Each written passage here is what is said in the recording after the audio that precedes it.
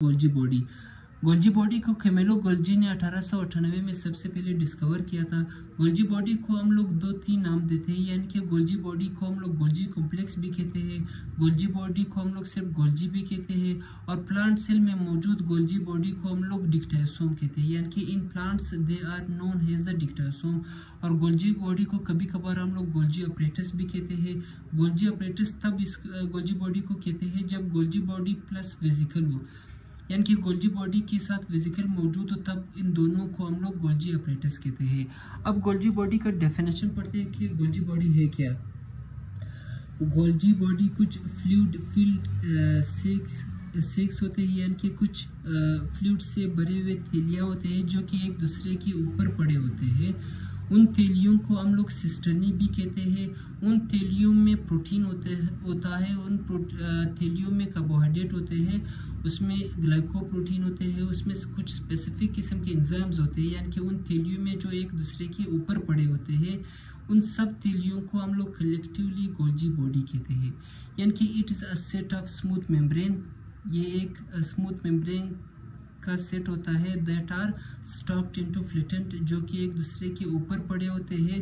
Fluid field sex, यानी कि fluid से भरे हुए थैलियाँ होते हैं, या उसको हम लोग सिस्टर्नी भी कहते हैं। उन थैलियों में क्या क्या चीज़ें होते हैं, which contain the protein, carbohydrate, glycoprotein और कुछ स्पेसिफिक किस्म के एंजाइम्स।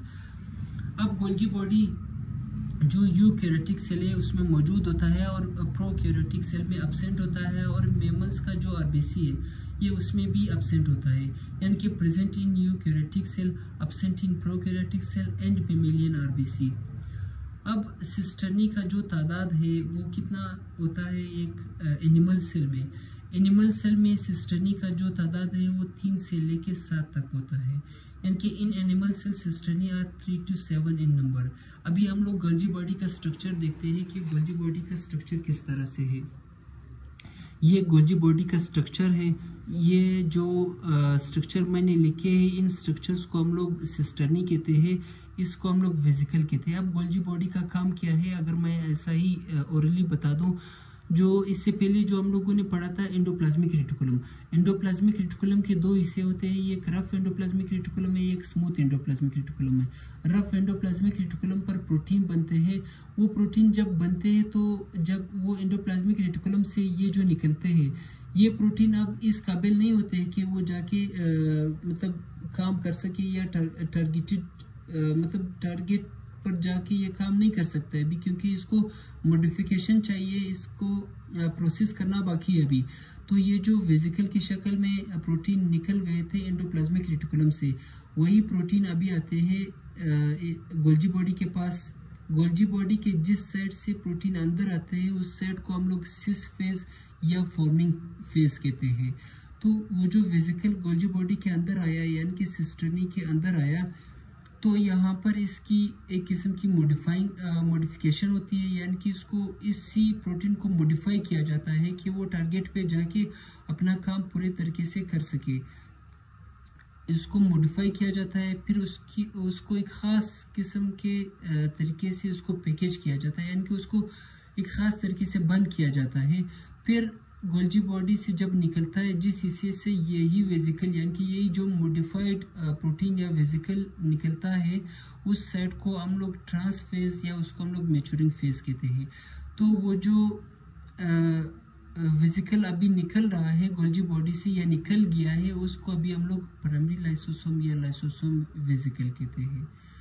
तो ये था गोल्जी बॉडी। अभी इसका केमिकल कंपोजिशन देखते हैं कि केमिकल कंपोजिशन में, इसके केमिकल कंपोजिशन में प्रोटीन आता है, लिपिड आता है और एंजाइम्स आता है। इसका फंक्शन 3 लाइनों में भी है और कुछ नीचे भी है। 3 लाइनों में अगर इसका मैं आप लोगों को फंक्शन बता दूं, तो वो जो एंडोप्लाज्मिक रेटिकुलम से प्रोटीन आया था उसकी ये मॉडिफाइंग करती है, यानी कि उसको मॉडिफाई करते हैं, जैसा मैंने अभी बताया, उसको एक ख़ास तरीके से उसको पैक किया जाता है, और फिर उसको उसकी ट्रांसपोर्टिंग, यानी कि उसको एक ख़ास तरीके तक पहुंचाना होता है। ये 3 काम करते हैं, यानी कि उसको मॉडिफाई किया जाता है, उसको पैक किया जाता है, और फिर उसको इसकी ट्रांसपोर्टिंग करते हैं गोल्जी बॉडी, यानी कि it is responsible for transporting, modifying and packaging the protein and lipid into vesicle, यानी कि जो प्रोटीन और वेसिकल एंडोप्लाज्मिक रेटिकुलम में बन गया, ये उसकी मॉडिफाइंग करती है, पैकेजिंग करती है और उसको ट्रांसपोर्ट करते हैं। फिर हमारे पास आता है फंक्शंस में सेल सिक्रेशन। सेल सिक्रेशन का क्या मतलब है? वही मतलब है कि एंडोप्लाज्मिक रेटिकुलम में जो प्रोटीन बना था, ये उस प्रोटीन में कन्वर्ट करते हैं एक फिनिश प्रोडक्ट में, यानी कि फिनिश प्रोडक्ट का मतलब ये है कि उसको मॉडिफाई करते हैं, फिर उसको पैक करते हैं इनसाइड आ मेम्ब्रेन, एक मेम्ब्रेन के अंदर उसको पैक करते हैं, फिर इसको एक्सपोर्ट करते हैं, यानी कि फिर उसको निकालते हैं एक ख़ास किस्म के जगह तक पहुंचाते हैं या वहाँ तक बेचते हैं सर। यानी कि the secretion are processed and converted into finish product and are packed inside a membrane then exported, यानी कि एक मेम्ब्रेन के अंदर पैक किया जाता है, फिर इसको एक्सपोर्ट किया जाता है। फिर यहाँ पर गोल्जी बॉडी का एक और काम है कि स्टोरेज ऑफ द प्रोटीन। तो राइबोसोम पर रफ एंडोप्लाज्मिक रेटिकुलम के राइबोसोम ने जो प्रोटीन बनाए थे, वो प्रोटीन जब एंडोप्लाज्मिक रेटिकुलम से निकलते हैं वो आके गोल्जी बॉडी में स्टोर होते हैं। तो यहाँ पर इसका ये काम ये भी है कि storage of protein, ribosome forms protein on rough endoplasmic reticulum, यानी कि राइबोसोम ने जो रफ एंडोप्लाज्मिक रेटिकुलम पर प्रोटीन बनाए थे, वही प्रोटीन अभी स्टोर होता है गोल्जी बॉडी में। फिर इसका एक और काम है कि formation of the lysosome. Golgi body से जो आखिर वेसिकल यानी कि जो मॉडिफाइड वेसिकल निकल गया था, उसको हम लोग लाइसोसोम वेसिकल या लाइसोसोम कहते हैं। तो ये Golgi body formation of the lysosome में भी मतलब अपना किरदार अदा करता है, खासकर प्राइमरी लाइसोसोम में। ये जो वेसिकल निकल गया भी, इसको हम लोग प्राइमरी वेसिकल कहते हैं, प्राइमरी लाइसोसोम कहते हैं। फिर आता है कि फॉर्मेशन ऑफ द एक्रोसोम। अब एक्रोसोम क्या है? स्पर्म का जो हेड है, मेल गेमिट यानी कि स्पर्म का जो हेड है, ये हेड गोल्जी बॉडी बनाता है during the spermiogenesis. Spermiogenesis, spermatogenesis यानी कि स्पर्म के बनने का जो अमल है, उसका एक ख़ास प्रोसेस है। तो स्पर्मियोजेनेसिस के दौरान ये स्पर्म के हेड को बनाता है, इसीलिए इसको कहते हैं कि फॉर्मेशन ऑफ द एक्रोसोम, यानी कि ये स्पर्म के हेड को बनाता है।